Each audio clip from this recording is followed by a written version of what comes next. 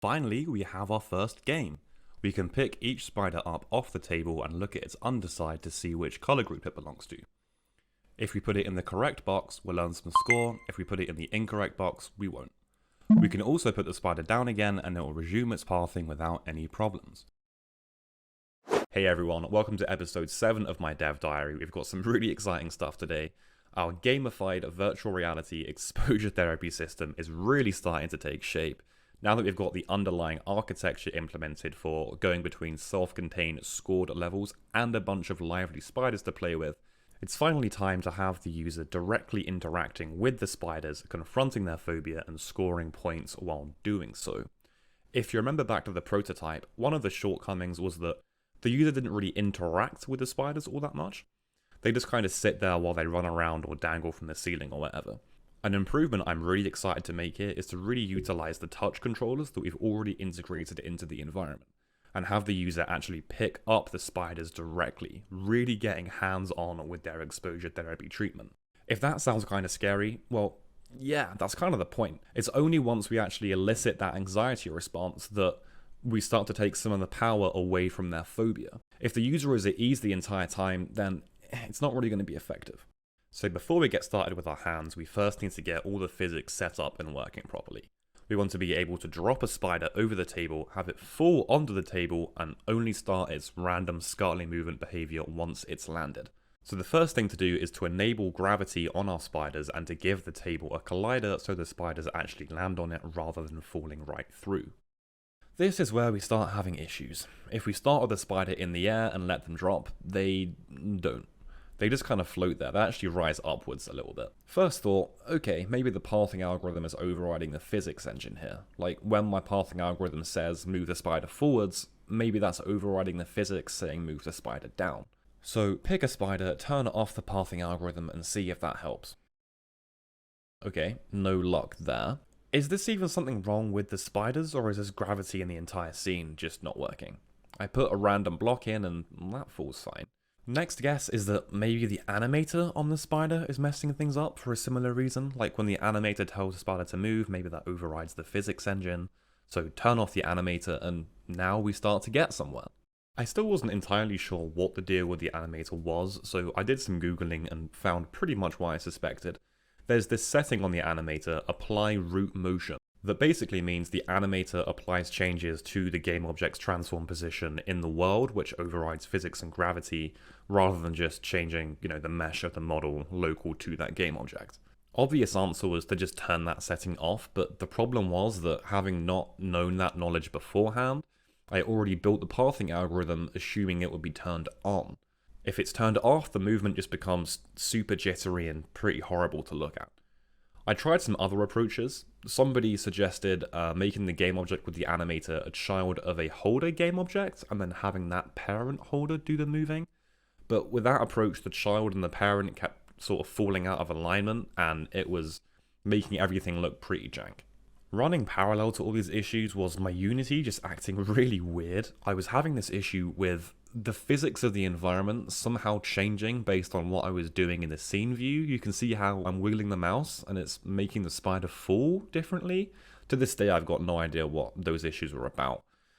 This was pretty much the lowest point for me in the project so far. I was just getting pretty fed up with it all. I was spending as much time fixing Unity as fixing my own code. I kept having issues like this where spiders would just fly around everywhere and act all crazy, pretty much the exact opposite of therapeutic.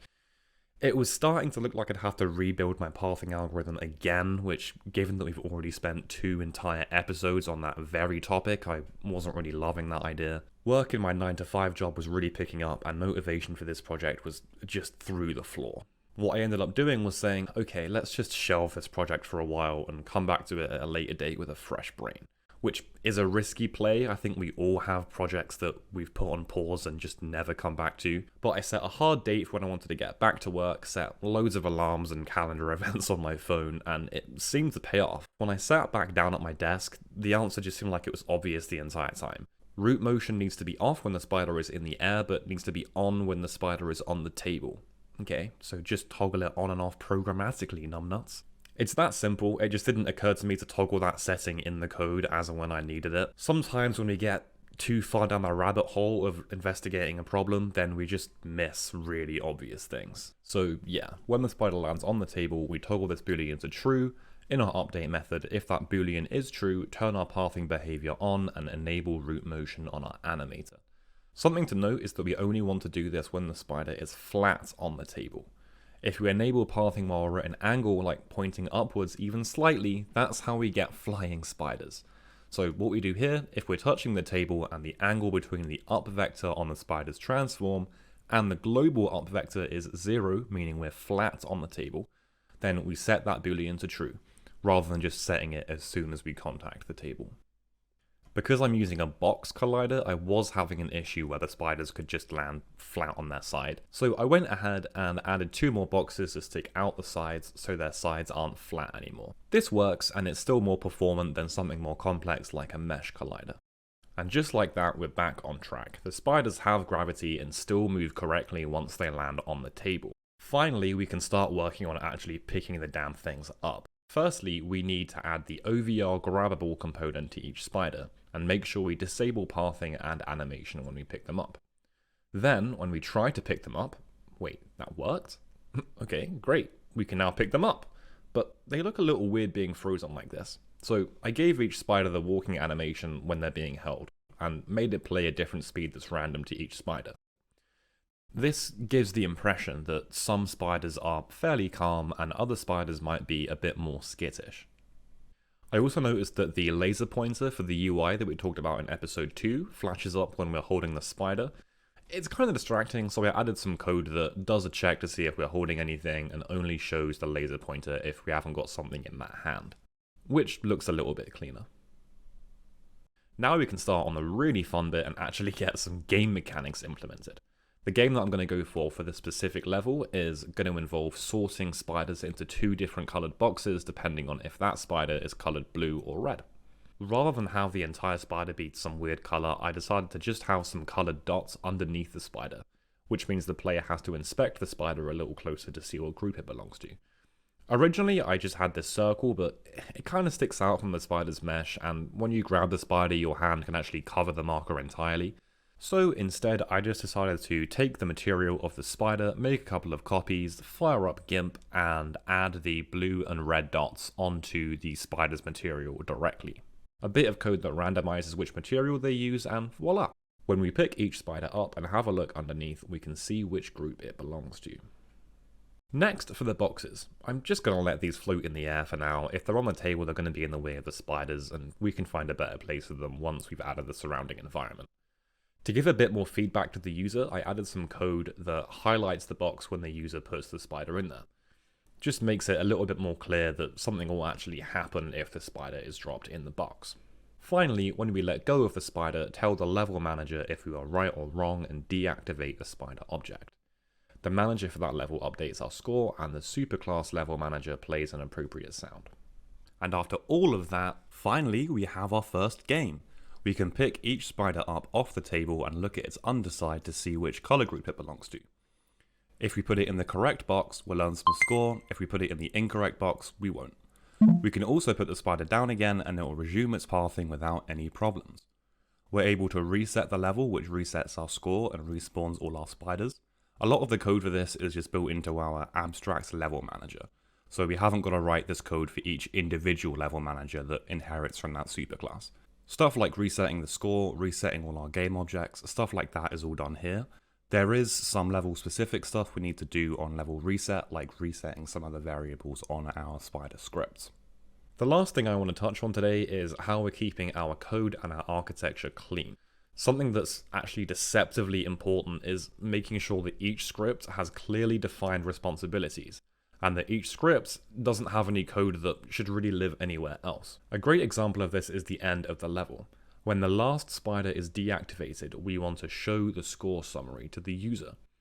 Initially, I had the spider doing this, so each spider would check how many other spiders there are, and then trigger the end of the level themselves if that spider was the last one to deactivate. But if we look at the rest of this script, all it does is decide if its color is red or blue, and tell the level manager if we put it in the correct box. It shouldn't really be the job of this script to know how many other spiders are active. A spider is just a spider, it shouldn't really have to deal with that. Instead, it should be the manager of that level that keeps track of how many spiders there are and triggers the end of the level at the right time. It seems like a really small, nitpicky thing, but over dozens of scripts and thousands of lines of code, it actually adds up really quickly. If you just put code wherever you feel like it, it's going to become impossible to maintain really fast. When you have a problem, you want to know exactly which script you should be looking at, and you want to have a nice, clear flow of data to follow along while debugging. It makes everything so much easier. Even big software companies spend months just refactoring their code to make it clean and sensible and make sure that each component has separate responsibilities from the others. So this is something that we really want to keep paying attention to as we continue to add new functionality and build upon our code base. There's a bunch of other things that I could talk about, like getting the spiders to respawn if they're dropped on the floor, the UI enhancements, making the controllers vibrate when we're holding a spider at an intensity that is proportionate to how skittish that spider is, but I'm going to leave it there for today. We're making some really good progress, but there's still plenty to do. We've got a bunch more levels to add. Today's level will probably be a more intense level, so we're going to want to add some calmer levels to ease the user into it a bit more.